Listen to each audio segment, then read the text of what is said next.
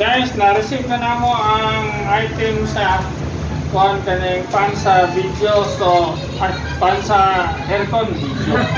So, ang tanay ablihan guys, palayo-layo kamay. Okay. Ito din.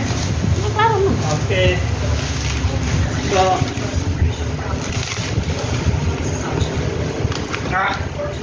So, nasa styrofoam. Protected siya siguro.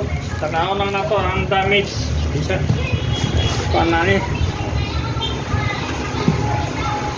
Pero ba? Ang bitong karaan. Wala ba damage? So, mga na yung unit guys. I hope na wala ba damage. So, atong i-sukat. Dako. Sakto lang. Maroy. Okay guys, good.